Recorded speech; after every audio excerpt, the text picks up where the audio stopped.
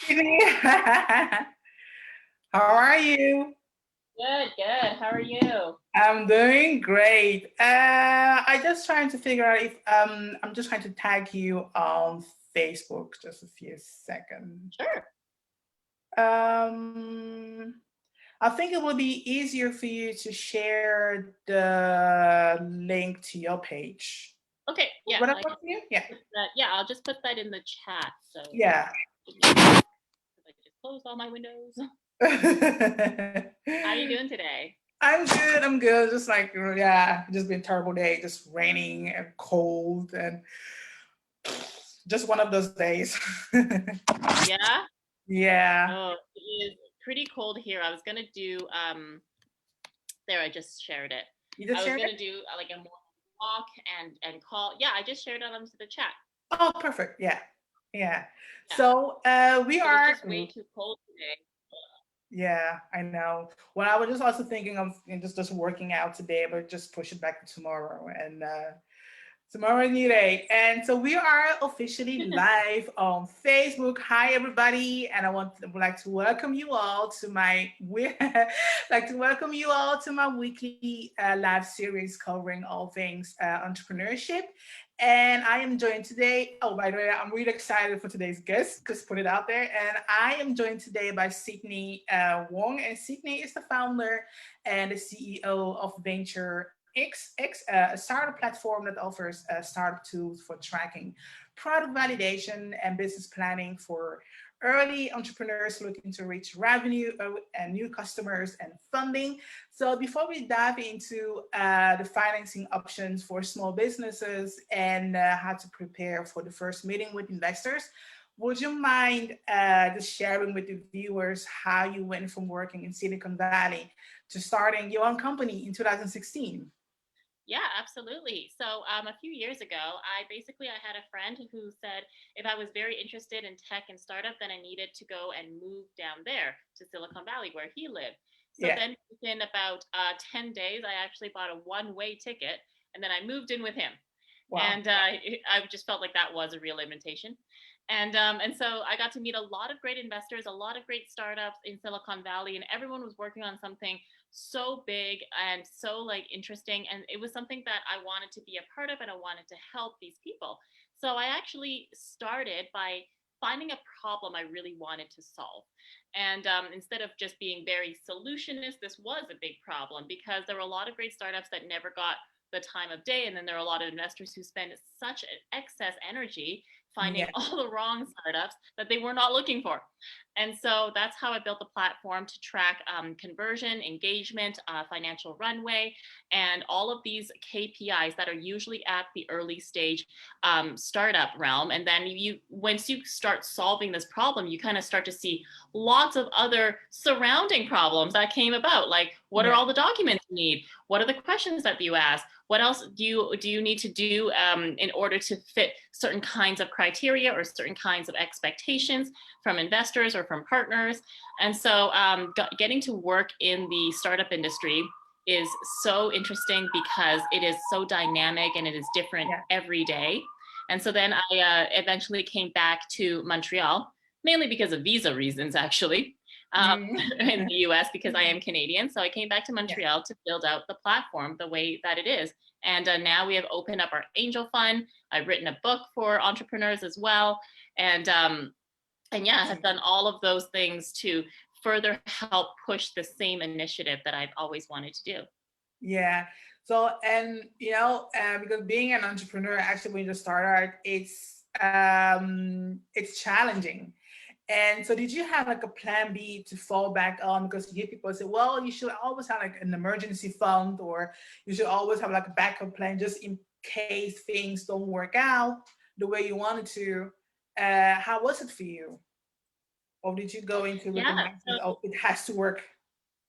Yeah, it's very interesting because when you're building things in industries that are not very common, or you're building something new, you Yeah. actually don't ever know what the end result looks like. So No. you don't know what success or failure will really look like at the end of the day. So it's very difficult to be like, I'm going to go do this or this or this, right? Like Yeah. I always can go back to, marketing automation and marketing in tech companies if I really wanted to, or consulting.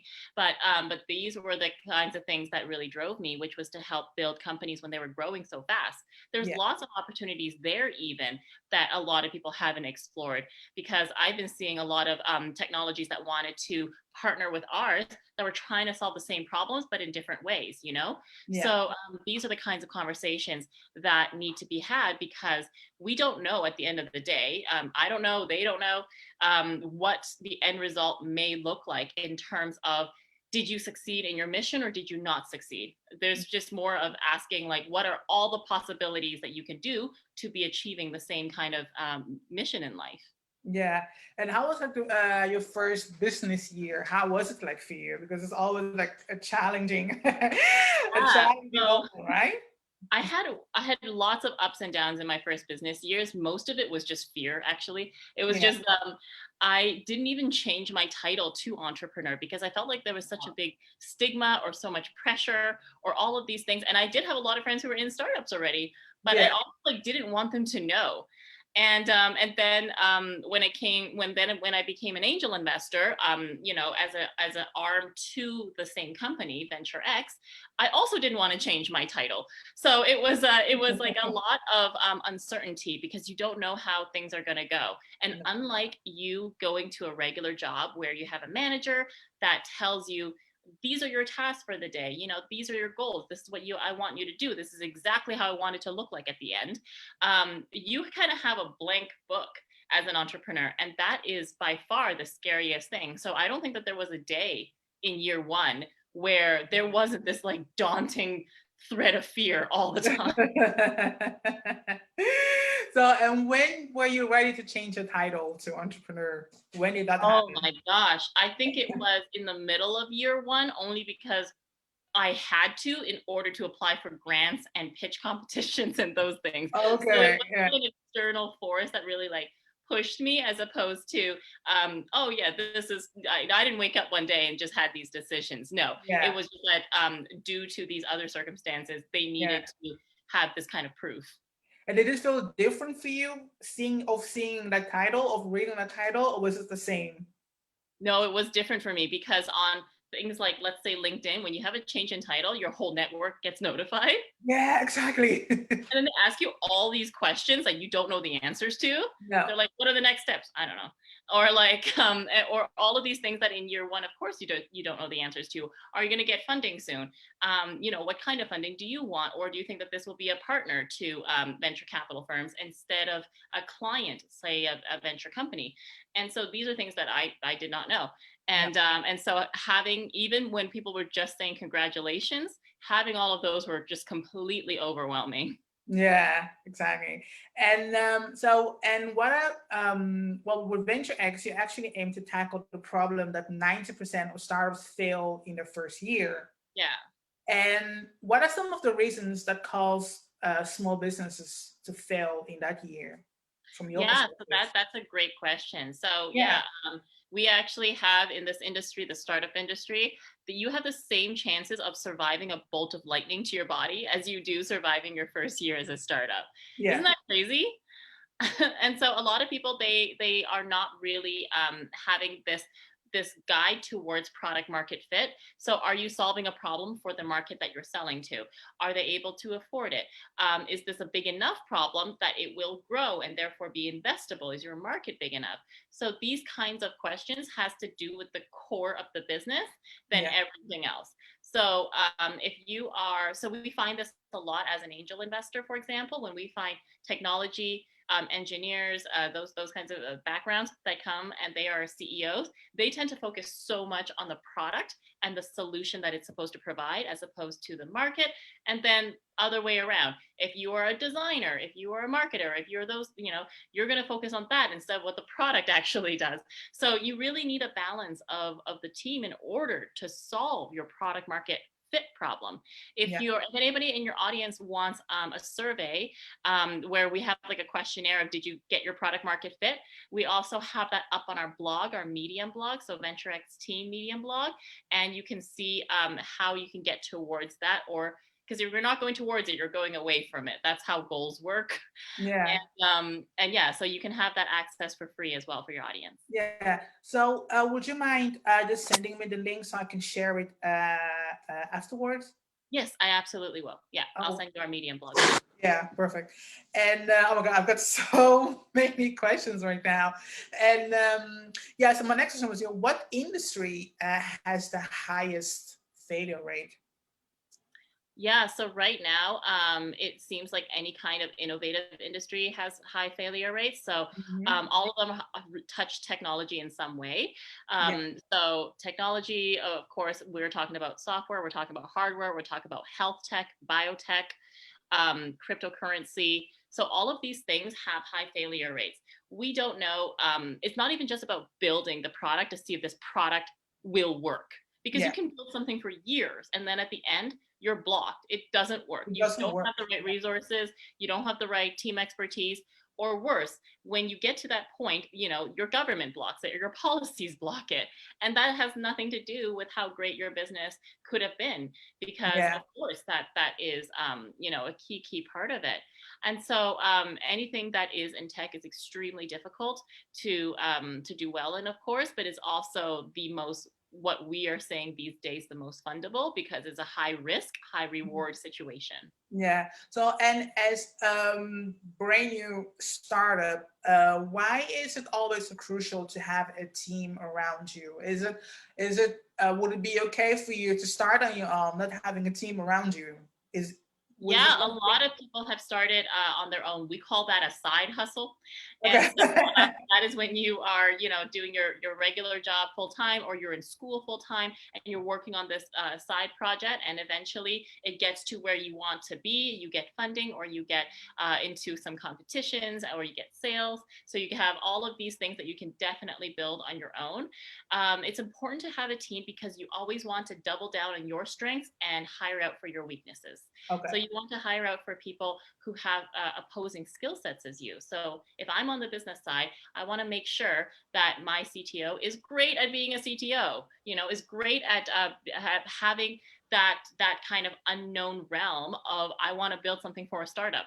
Those are very different than people who are in corporate, people who have only learned in the classroom, those kinds of things. So you do want to make sure that you have a well-rounded team, because then you'll have a well-rounded skill set Yeah. and wealth of knowledge to draw from. And that's Yeah. something that I always really love about having a diverse team. One of our first engineers was from Albania, and he said to me that he was so grateful to get to join the team. He started as an intern, and no one else in America, would give him that kind of a chance. His village didn't even get electricity 1 day a week. So he Wow. only worked 4 days a week. I Yeah. mean, 5 days because he came back on Saturday to do his testing. But it's these kinds of things that it helps us learn better and helps us become just better humans as we are launching these new businesses. Yeah. Well, do you think that perhaps having a team around you can reduce the risk of failure? Yeah, so it's funny that you say that, because as investors, we have these very interesting stats where we say, okay, it's about the people, and that's great. But actually, what boils down to is that if you're a solo founder, you have way less chances Oh, of wow. getting funding into your business, not just from investors, but from banks, from everywhere else, than if you were more than one founder. So if you had a team, you trust people enough to have advisors, board of directors, mentors, all of these people. It doesn't have to be, specifically contractors or anything, but Mhm. you have all of these people, you actually end up with a much higher chance of success. And this was proven in almost every industry. Yeah. So how many? How many people should be in your team? Is it like a set a number? Yeah, so we specialize in early stage, so from years 0 to 5, and so at early stage, it's usually have 2 or 3 co-founders, and you will have different skill sets. Like, don't just hire your friends. That's not helpful. That doesn't And count. then, yeah, don't hire just people in your classroom. Yeah. You're all from the same background. But and then you will have people who are helping do some of the work.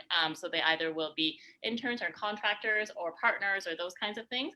And then also what's really important is your board of advisors and your board of directors. So don't give away too much equity at the beginning, because it doesn't come back. That's not how that works. But you also need to have expertise in the field. So if you are in med tech, how many scientific directors do you have on your board? How many doctors do you have on your board? Is it like your family doctor, or is it like a doctor who's in the field? Yeah. These are all questions that we have to keep digging into in order for us to know, okay, is this the kind of startup that is ready for the next stage? So the reason for that, and I always tell startups this, is that, as investors, we want to know that you're going to be able to spend the money on day 2, right after you get funding, and you know exactly what to do, because we are not experts in your industry. You have to show us that you are experts in your industry. And the best way to do that is your ability to build and manage a team. If you hold on to equity forever, it may be good, but it may be holding on to like a grape Growth. forever. Yeah. So, and how much equity should you give away in the first round? Yeah, so that's a great question. So we actually are hosting a webinar that I will also be sending you. This is going to be taking place on May 28th. We actually go over how to fundraise during and post COVID, because it's very different than if you did it in 2019. You don't ask for the same amount. You don't budget for the same amount. And the ability to actually fundraise subsequent rounds are also different. They're much harder. So you would be fundraising between 15 to 30% in your first round at seed round. The same for your next round, so Series A and Series B. But remember, each of these rounds are diluted. So it's up to you as the entrepreneur. What is your minimum check size? What is your maximum check size?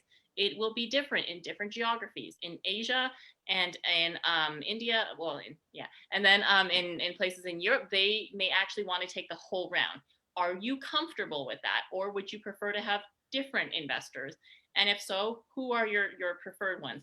Don't just send it out to everyone, okay? That's not helpful.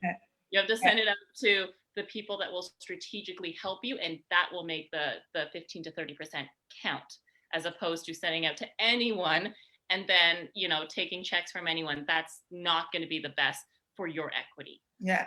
So do you remember the first startup you wrote a check to? Yeah, we still talk to them. Of course we do. It takes 7 to 10 years to know if your investments are successful. So for sure, we know all of them.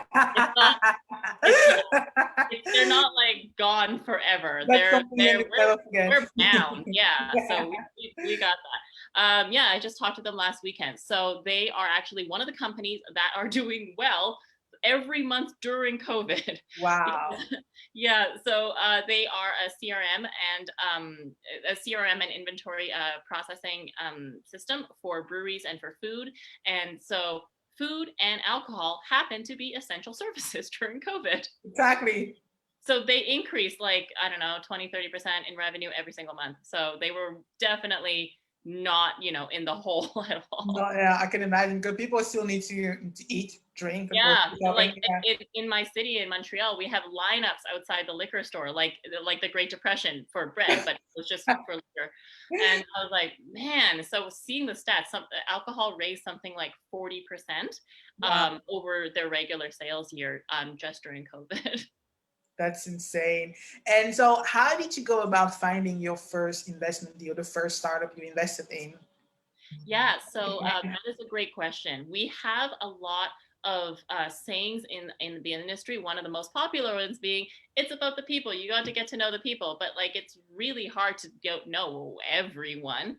And so they were a former consulting client of mine back when I was, starting off doing that part. And so I got to know about their business a little bit. I got to understand what they were doing. I got to know them and felt comfortable that these people were responsible and they were good people. They worked well together. They have a good head on their shoulders. And, these are the kinds of very niche industries that we have found to be very interesting. So that is one of the ways that we got to know them. Yeah. And then we also have put out like a show. So then it's called Spotlight, where I interview actually other investors similar to this.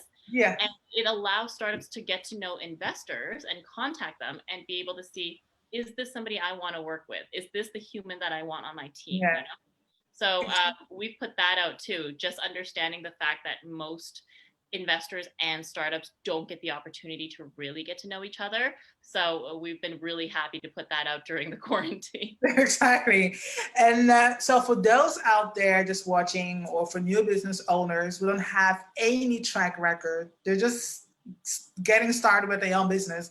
And what are some financing options for them out there? How Yeah. can they get funded for the first time? Yeah, so it does depend on what industry that they're in, because all different industries will have different criteria, right? So if you are in tech, you probably are going into traditional venture capital funding, angel investment, those kinds of things. Those who are in hardware or consumer who've come to us, we always have asked them, how was your Kickstarter campaign? How were your angel investment rounds or your family and friends round?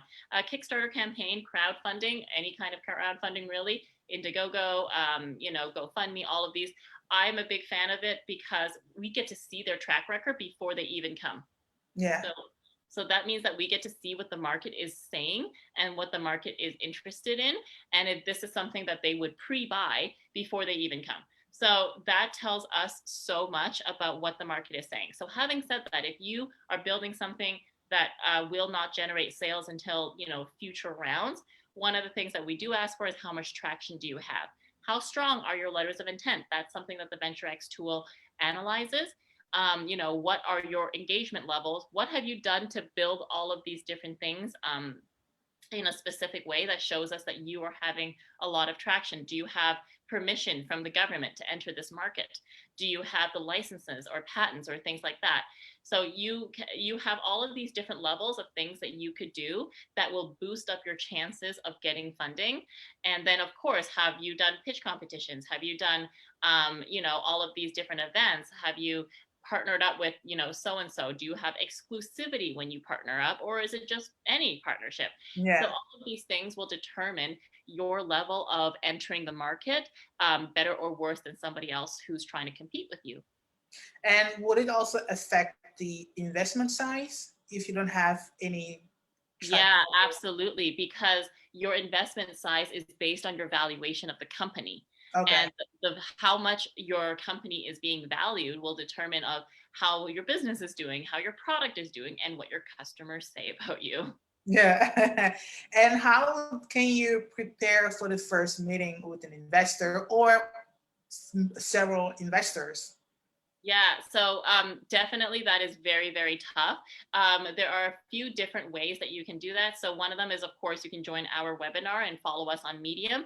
We post a lot of tips and tricks on how to prepare yourself, including every single document that you need, because we Okay. post that for free, and it's a template that you can use. So you can just use that for free.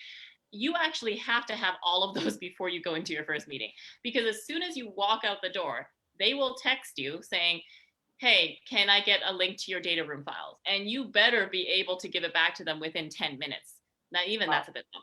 And Yeah. so you better be able to already have all of these things done. And if you are missing any of it, that is a poor judgment. Um, Mhm. Time goes by really fast in the investment world. Every day is like a year. And they're like, we've been waiting for you for 1 year. Taking so long. So do keep that in mind. And then, of Yeah. course, if you can find either on AngelList or Crunchbase, where these particular investors, your A list, your B list, whoever, have invested in before, see if you can find those CEOs and ask them how their interview went. Okay. Talk to them, because it's public information. It's information that people are underutilizing. People Mhm. have called me, somebody's called me before from, I think, Singapore, and asked me about what I thought of a former position that I had. And because he was actually applying for that position. And I Wow. was like, this was, this was my experience, but I don't know about yours. And, this is how it was. So I thought it was so interesting that he reached out to find former employees to ask them about what it was like, Yeah. um, because they have no reason to lie to you, right? And Exactly. then same thing when you're able to find the CEOs either on LinkedIn or Facebook and just ask them how these things are like. And find ways to prepare for the questions that they're going to ask you. So it's webinars like ours, it's other ones as well that really like to provide as much preparation as possible, because we find that anything less is just so inefficient, and Yeah. it's really hard. This industry only has a 3% chance of getting funding to begin with. Exactly. So, and how's the first meeting with an investor different from the second to third meeting? Yeah, that's a great question. So the first meeting is usually just the founders, and Yeah. it's a regular pitch meeting, and there's a Q&A period.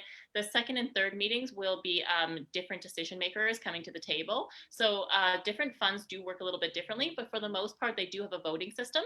So they will be bringing it to their superiors, and they will vote on who is going to go forward and who is not going to go forward. And then in between, then you have to have all of those documentations that I was talking about, Yeah. the data files already sent, because the second and third meetings are more of the due diligence on the business side and the technical due diligence on the tech side, where bigger investors would then send their tech team to analyze your actual product and see, hey, does it work? Can we break it? Is it, if I had a month, can I have rebuilt it on my own? Yeah. Hopefully the answer is not yes. And so you have all of these different steps, just like a regular job interview process. It goes from surface and get to know you to a little bit harder skill testing, maybe visa requirements, those kinds of things. And so it depends on the different lead investor that's usually doing it, and then all the follow-ons don't usually do those kinds of meetings in as much detail. They usually just trust the lead investor to do most of that. So generally, it will take about 2 to 3 months to close a deal, or even longer. Yeah, so less experienced entrepreneurs could take 6 months. Okay. More experienced entrepreneurs who may already have a network of investors could take less than a month. Mm-hmm. Yeah. Yeah. Yeah. And I think for now, yeah, those were my questions. And yeah, so if people want to find out more about you, and where will they go to? Can they reach out to you on LinkedIn as I did, or can they send you an email or connect with you on social media?